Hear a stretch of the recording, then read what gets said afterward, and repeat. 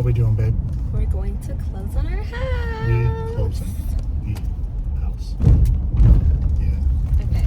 That was a pitiful handshake, but come on, this way. Yeah. There you go. Okay. It's not called a handshake, is it? Oh yeah, high five. Okay. So we know whose fault it was. I'm just gonna. I kind of like my bare face. I don't really need to be Really makeup. are just better without it. I don't like you with I it. know. Yeah, you're right. I put a little something under my eyes. She already got the netics. I got the netics, y'all. You guys, we couldn't spend money until we closed, so Yeah, we're excited to swipe this card. yeah. We're just gonna spend it. We'll show them too as soon as we sign. We'll be like, money gone. We span it. Nah, boo boo. See, we span it. Anything to drink? Water? Gatorade? Water. You want a drink? Yeah, Want some juice? yeah. Okay.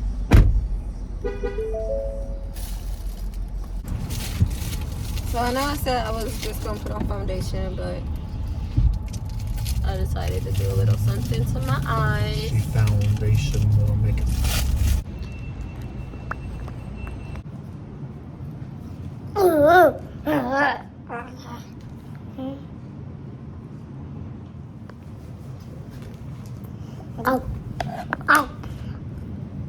Hello you guys, and welcome back to my channel. I am so excited to share with you guys that we just purchased our very first home. Let's talk about it. This is a big deal for me because I feel like I'm breaking generational curses in my family for sure. Race, cool. We see your feet. We see. You really wanted to share that? Okay. I'm breaking generational curses in my family. Out of 16 siblings, and I'm not at all the oldest, and I'm the first to get married. Weirdly enough, I'm actually the first to have a baby out of all my siblings too. And I'm the first to buy a house. Like, what? No, I'm not. I'm the second. My little sister did beat me to buying a house, and I'm so proud of her for that. But yes, we bought our first house in this crazy market. I do want to let you guys know that I got with my husband. I know it's a weird thing, and it is not true at all. Obviously, my husband looks significantly older than me. I do blame it on... Okay, this might sound racist, but I mean, I'm clearly not racist, right? You know, melanated people tend to age slower physically, at least appearance-wise, than lower melanated people. So I look significantly younger than my husband. So it's often like claimed that he's my sugar daddy, or I'm with him for money, or things of the sort. I just want to debunk that. Let's get into it, okay? Because when I met my husband, and I do not by any means do I suggest you do this at all, but I met my husband when he was $100,000 in debt from student loans. So he was by no means rich. And my husband is 35, I'm 27. This is both of our first time owning a home, and it was together, and it feels so much better to me than if I got with him and he'd already been a homeowner and I couldn't really build with him. I was just coming into an already established situation. I mean, for some people that's really awesome, and every woman wants to be taken care of, but we had to get there. I didn't just come into like luxury, okay? Now don't get me wrong, by no means was he broke, crummy and bummy, broke, dusted and disgusted. No, he was not, or I would not have pursued him. I definitely helped grow him as a man. He definitely, when I met him, was not in a place where he wanted anything to do with a family. He didn't see himself as being a family man at all, and that growth is just like complete 360 from the time that I met him, y'all. But the level of established that we are now is just like, we grown out here. my husband is from the country. They work hard. They are built. They are morally very, very hard workers. So when I first got into my relationship, my husband was working. He was really a workaholic. I was not his first priority. It took steps and we got there. But now I am a stay-at-home mom, and I am able to stay at home with my kids, and we grew together. And boy, when I say that feels so good, it makes me appreciate what we have so much more than if I just came into a man's already established home. You know what I'm saying? I can actually say, we did this, we built this, you know? And it just feels good, you guys. A lot of people think that buying a house is a super hard process, but it's not. I do recommend first that you're gonna start with your credit, start building your credit. That is so very important. After your credit is, I think it may be like at least a 650, but you wanna start at least a 650, and then you can talk to a lender. That's the first step. It's not, I know, contrary to popular belief, it's not the realtor is first. No, you want to get a lender and you want to get pre-approved, because no realtor is even going to mess with you if you're not pre-approved or have like the full money to pay down flat outright. After you get your lender, then you'll go and find a realtor, and the realtor basically is just the woman that goes and looks for houses for you and talks to the seller. After you find a home, you put in an offer. My home was priced for $439,000. We put in an offer for $425,000 and it got approved. And then our appraisal was $449,000. So we did buy the house less than what it is appraised for. If you don't know what it's appraised for, it means what the house is actually worth. So I feel good about that. Although it is in this ridiculous market and the interest rates are absolutely crazy, I feel blessed and thankful to God. And then you should be in closing. When you're in closing, up until here, you're really communicating with your lender and getting how much you're going to be paying for mortgage, blah blah blah. Then you kind of just chill, and there's a lot going on that you don't see in the back end. There's someone called a underwriter. The underwriter is like this ghost person you never meet. You don't know who it is, you don't know their name, anything, but they are strict.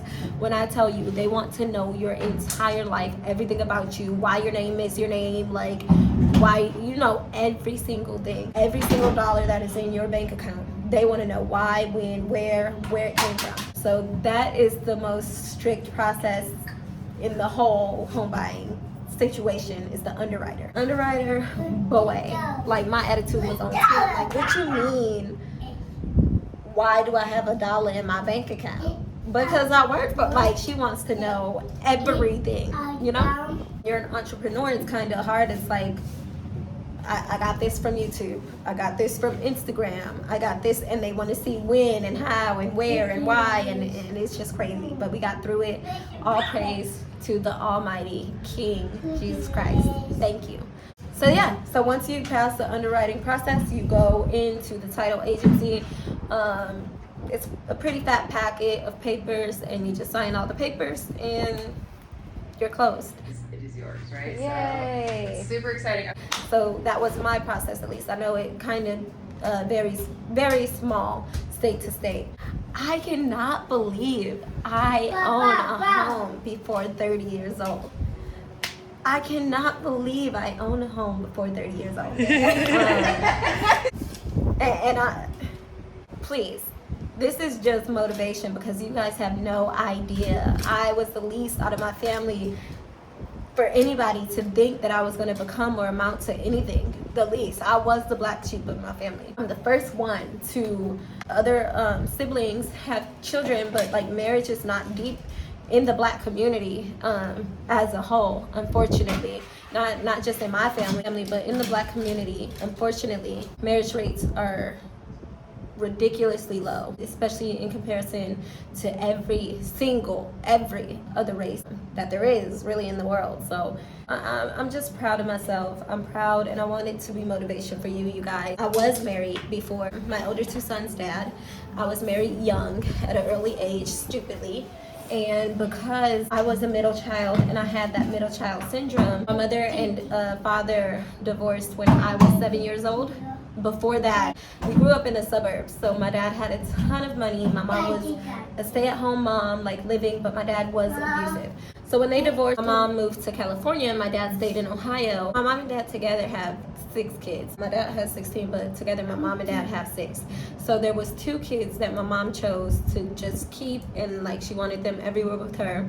There was 3 kids that my dad got, and for some odd reason I was just that one in-between child that was just bounced around. It was like, okay, you're getting sick. The 3 kids that stayed with my dad, they stayed in Ohio with him the entire time.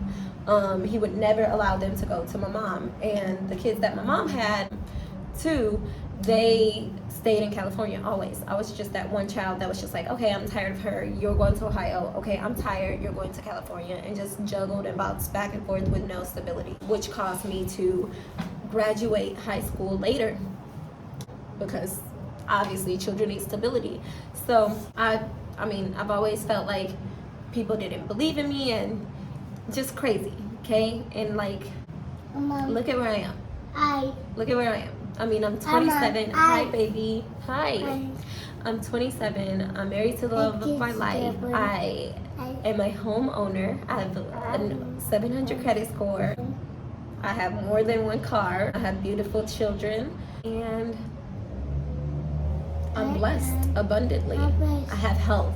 And health is more than any of those, you know? Why do I have to be quiet? You're so rude. You're so rude. You're so rude. Okay, and now that God blessed us with our house, I know it's only, stop it, Race.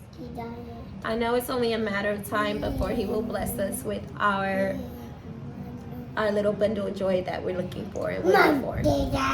Thank you guys for watching this video. As always, I appreciate you guys more than you can ever imagine.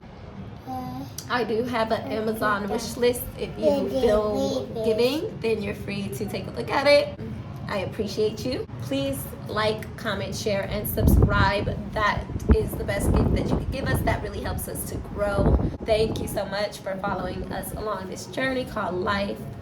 Peace, love, light, and blessings to you all. Stay true to you, and God will come through. I just thought of that.